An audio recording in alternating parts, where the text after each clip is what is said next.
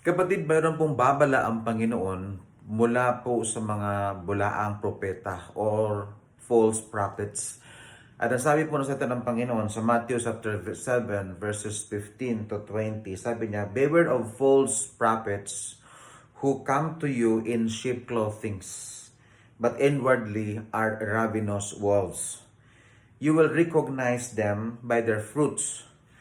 Are grapes gathered from thorn bushes, or figs from thistles? So every healthy tree bears good fruit, but the diseased tree bears bad fruit. A healthy tree cannot bear bad fruit, nor can a diseased tree bear good fruit. Every tree that does not bear good fruit is cut down and thrown into the fire. Thus, you will recognize them by their fruits." Nais po ng Panginoon na maging aware po tayo sa mga bulaang mga propeta na kung saan ay nagtuturo ng salita ng Panginoon, na kung saan ay alam nating nililigaw lang ang mga tao mula po sa katotohanan. Jesus warned us that not everyone who claims to speak for God actually does. Some are deceptive. Others are self-deceived. And the only way to tell the difference is to examine the fruit, the visible evidence that their character and their teaching. So kailangan po natin suriin, kailangan po nating alamin, saliksikin kung ano po ba ang buhay ng mga taong ito, ano ba ang bunga ng mga taong ito. Dahil alam po natin na sa panahon ng misinformation, sa panahon ng charisma at platforms ngayon, ay nire-remind ng Panginoon that discernment is very essential.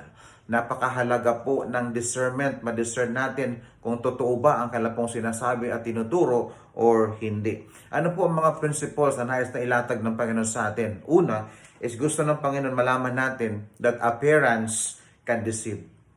We need discernment kasi napaka-importante ng discernment. Huwag tayong magpadala sa appearance, gwapo, magaling magsalita, malumanay magsalita, para bagang pag sila ang magsalita, talagang believe na believe ka dahil napakagaling po nila, napaka-dynamic nila. Huwag po tayong madala sa kanilang pong appearance. Sabi ng Panginoon, beware of false prophets who come to you in sheep's clothing, but inwardly are ravenous wolves. Hindi po sila darating sa inyo na masama. Hindi po sila darating sa atin na parang ang sama-sama nila. Hindi. Ano sila, mag-aanyong tupa sila. Mga mabait, mga malumanay magsalita na talagang maiingganyo ka na maniwala po sa kanila. So, false prophets look harmless. They may sound biblical, act nice, and blend in with God's people. But underneath, beyond that mga kapatid, they are dangerous and self-serving. At sinabi ng Panginoon, they come to you in sheep's clothing. So, hindi po sila harmful, harmless po sila. They look harmless. And they may sound biblical, act nice, gumawa ng mga mabuti, pero sila pala ay napaka-dangerous. Kaya ang gusto ng Panginoon, maging maingat tayo, maging aware tayo sa mga bulaang mga propeta. Now, ano po ang application na gusto nang ipating sa atin ng Panginoon? Don't be impressed by charisma.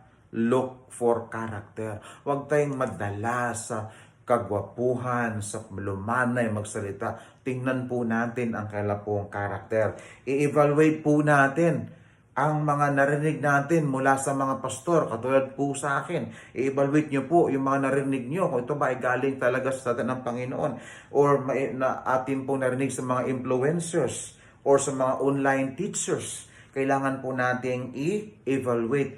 Ito ba is aligned sa Scripture, ang mga tinuturo ng mga pastor o mga bulaang propeta at pastor na ito. Kailangan ding manalangin na tulungan tayo ng Panginoon na discern kung ano man ang tama at ano man ang mali na tinuturo po nila. For example, a leader who never talks about sin, repentance, or Christ's Lordship may be more interested in pleasing people than pointing them to God. Ang totoong mga pastor, mga kapatid at mga propeta ay binabahagi at pinag-uusapan ang kasalanan, dinidil ang kasalanan at hinihikayat ang mga taong na mag-repent at magsisi dahil napaka-importante po yan sa harapan ng Panginoon, especially sa ating pong kaligtasan. Pero kung ang mga narinig niyo mga pastor o mga propeta na hindi po pinag-uusapan ang kasalanan at ang repentance, mag-isip po tayo. Baka yan ay mga huwad na mga propeta. Pangalawang prinsipyo, fruit reveals the true nature of a person. You will recognize them by their fruit, sabi ng ating pong binasang Bible, verse 16 and 20. Now, alam po natin na ang mga kahoy ay nakilala po natin sila sa pamagitan po ng kanilang pong bunga. Kung ano po ang bunga nila, nakilala po natin. Kung mangga yan, mangga po ang bunga niyan. Kung apple yan, apple po ang bunga. Kung niyog yan, din niyog po ang bunga niyan. Ma-identify po natin kung ano po silang puno. Now, ganun din sa mga tao, especially sa mga leaders, na kung saan ay kailangan nating tingnan ang kanilang pong consistent na behavior, tingnan ang kanilang mga tinuturo or ang kanilang pong lifestyle. I-check natin ang kanilang pong karakter, check natin ang kanilang pong mga tinuturo at yung kanilang pong mga lifestyle. Dahil mga kapatid, kung ano ang nasa loob ay eventually lalabas yan. Kaya nga nirepeat ng Panginoon twice ito pong salitang ito na you will recognize them by their fruits. Yung mga bulaang propeta, yung mga false pastors or teachers ay makikilala natin sa pamagitan ng kailang mga bunga. Now, ano po ang nais ng Panginoon na iparating sa atin? Ang nais po ng Panginoon na iparating sa atin is don't be fooled by occasional good acts. Look at the pattern over time.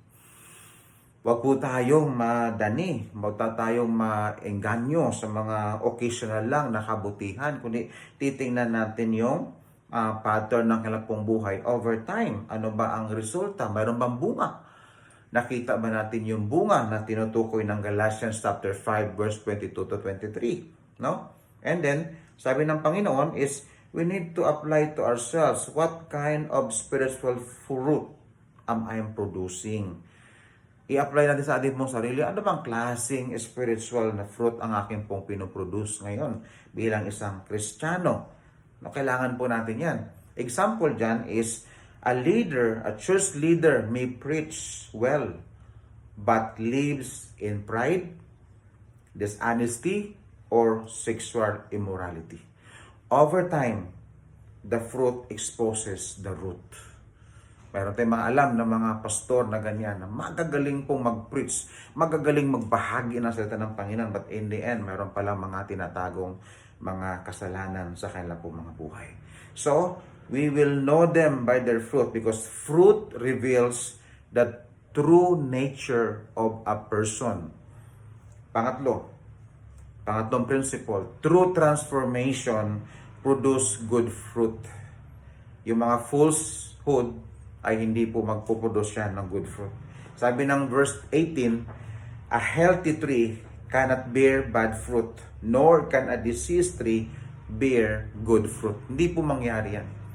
Hindi po mangyayari ang mga bagay na yan na ang healthy na punong kahoy ay mamumunga ng bad na bunga. Hindi po. Maging ang patay na kahoy, hindi po mamumunga ng magandang bunga. Ano po sinasabi ng Panginoon? Jesus is not just talking about actions. He's talking about the nature. Ano pong sinasabi? A changed heart produces changed behavior. Mga kapatid, kung binago ng Panginoon puso natin, ay makikita yan sa bago nating pag-uugali. You can fake fruit for a while, but eventually, the root shows. Lalabas po kung pinifake po natin ang ating pong buhay. You cannot fake changed life. Because changed life comes from the Lord. And if God changed your life, mga kapatid, He will also change your behavior. So yun po ang nais ng Panginoon. So tingnan po natin ang sinasabi ng Panginoon. And ito po ang mga prinsipyo na gusto po ng Panginoon ipating sa atin. Beware of false prophets and teachers. at i-evaluate po natin ang ating pong mga narinig, ating pong napapakinggan, ating pong napapanood, kung ito ba'y align sa salita ng Panginoong Diyos. This is a warning mga kapatid sa atin and ang panawagan ng Panginoon na magkaroon ng self-examination. Now, ang tanong dito po is, what kind of tree are you? And what kind of fruit is your life producing? That's the question that we need to answer. What kind of tree are you? And what kind of fruit is your life producing? God bless you.